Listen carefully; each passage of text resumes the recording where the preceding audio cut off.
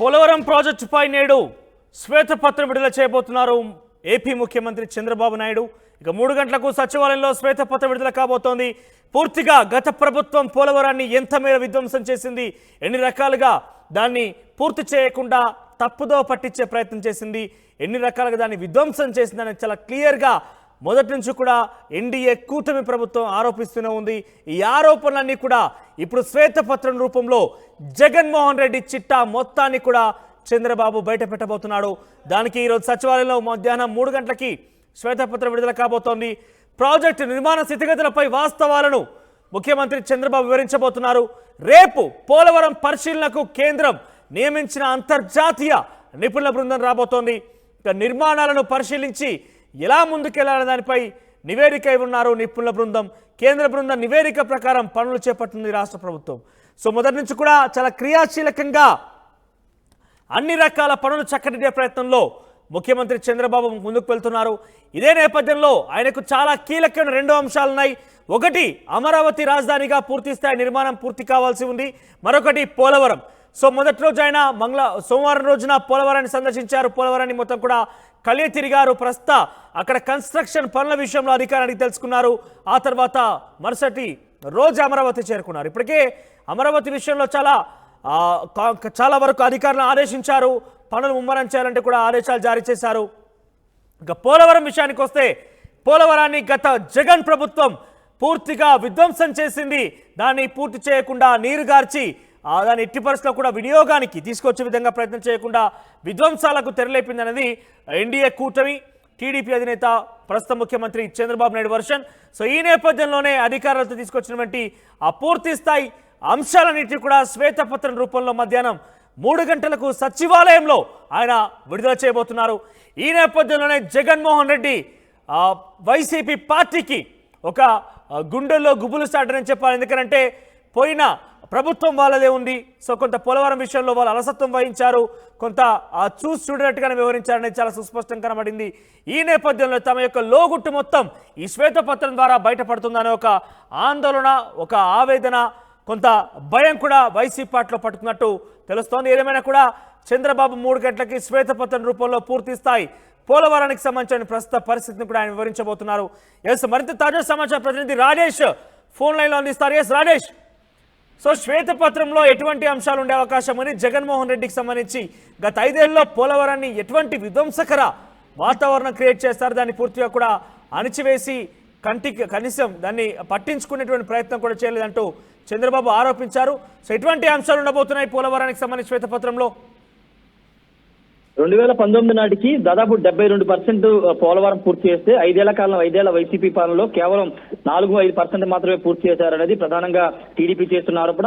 మొన్న పోలవరం వెళ్లి చంద్రబాబు పరిశీలించిన సందర్భంగా అనేక అవకతవకలు జరిగాయని నిర్ధారణకు వచ్చారు.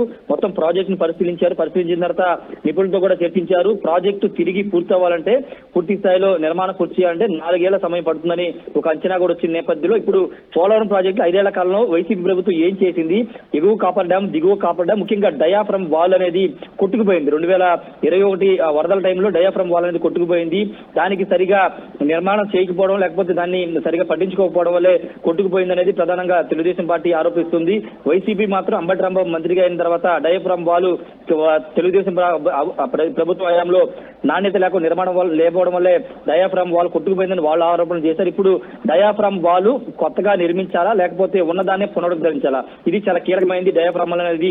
ఎందుకంటే ఫ్లోటింగ్ అనేది వరద ఫ్లోటింగ్ కిందకు వచ్చేటప్పుడు డయాఫ్రామ్ అనేది చాలా కీలకంగా ఉండబోతున్న నేపథ్యంలో దాని నిర్మాణం గురించి ఇప్పటికే నిపుణులతో చర్చించబోతున్నారు. అయితే 5 ఏళ్ల కాలంలో పోలవరంలో రివర్స్ టెండరింగ్ పేరుతో అవకతవకలు చేశారు. కేంద్రం ఇచ్చిన నిధులను కూడా వేరే పథకాలకు మళ్లించుకున్నారనే ఒక అభియోగాల నేపథ్యంలో వాటన్నిటితో కూడినటువంటి ఒక శ్వేతపత్రాన్ని ఈ రోజు రాష్ట్ర ప్రభుత్వం విడుదల చేయబోతుంది. పోలవరం ప్రాజెక్టులో 2014-19 వరకు జరిగిన పురోగతి ఏంటి, 2019 నుంచి 24 వైసీపీ ప్రభుత్వ హయాంలో జరిగినటువంటి పురోగతి ఏంటి, పునరావాసం, నిర్వాసితులు పరిహారం విషయంలో ఎంతవరకు 5 ఏళ్ల కాలం వాళ్ళు చేశారు.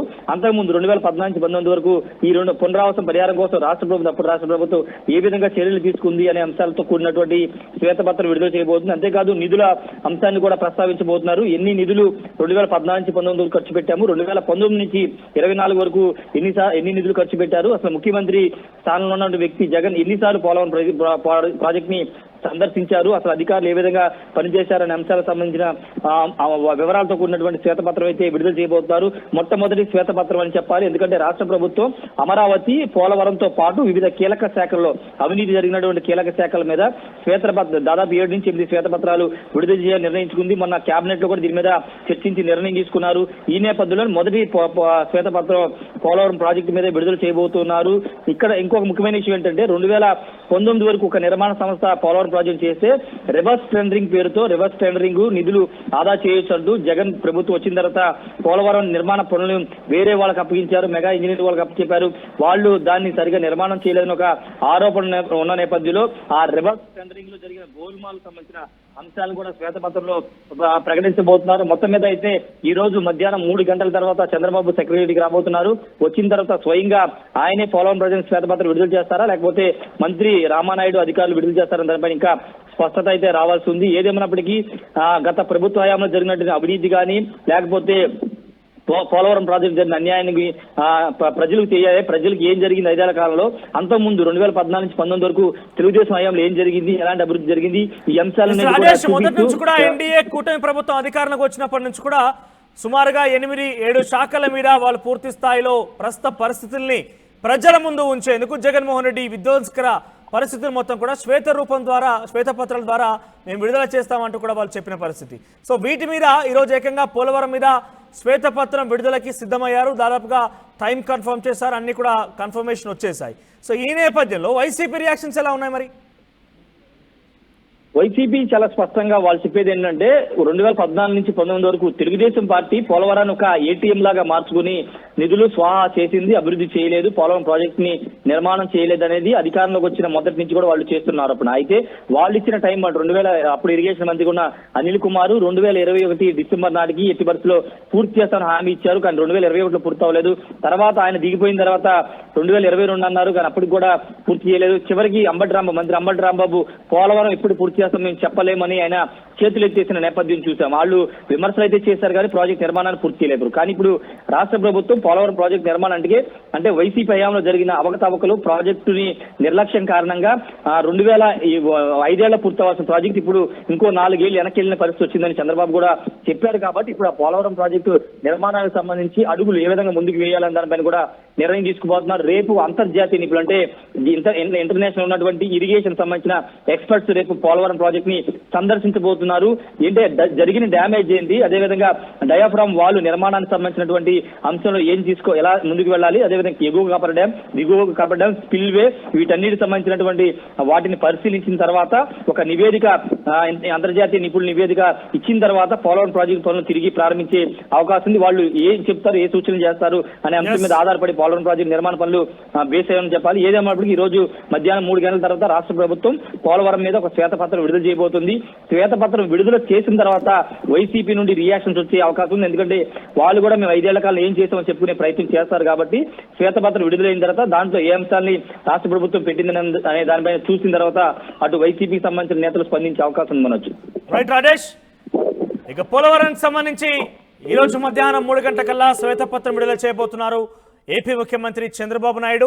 సో గత ప్రభుత్వంలో అంటే జగన్మోహన్ రెడ్డి ప్రభుత్వంలో పరిపాలన చేస్తున్న నేపథ్యంలో 5 సంవత్సరాల పాటుగా పోలవరాన్ని ఆయన ఎట్టి పరిస్థితుల్లో పట్టించుకోలేదు. గతంలో 2019 వరకు ఎటువంటి కన్స్ట్రక్షన్స్ జరిగాయి అవి కూడా సేమ్ యాజ్ ఇట్ ఈజ్ ఉన్నాయి తప్ప వాళ్ళు కనీసం దాని వైపు చూసిన దాఖలాలు కూడా లేవంటూ టీడీపీ ఎన్డీఏ కూటమి ప్రభుత్వం ఆరోపణ చేస్తోంది.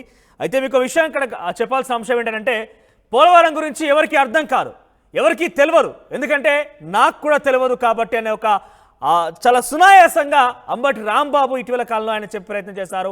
ఒక మంత్రిగా కొనసాగిన వ్యక్తి, ప్రభుత్వంలో చాలా క్రియాశీలక పాత్ర పోషించిన వ్యక్తి, సంబంధిత శాఖ విషయంలో ఆయన ఎంత నిర్లక్ష్యంగా ఎంత అసమర్థతతోని మాట్లాడారనేది టీడీపీ నాయకులు ఆరోపిస్తున్నారు. ఏంటంటే ఏకంగా అంబటి రాంబాబు మాట్లాడుతూ పోలవరం అనేది ఎవరికి అర్థం కాదు, ఎవరికి అంతు చిక్కినటువంటి అంశం పోలవరం, ఎందుకంటే నాకు కూడా అర్థం కాలేదు అనే రకంగా ఒక హాస్యాస్పదంగా మాట్లాడినట్టుగా టీడీపీ నాయకులు ఆరోపిస్తున్నారు.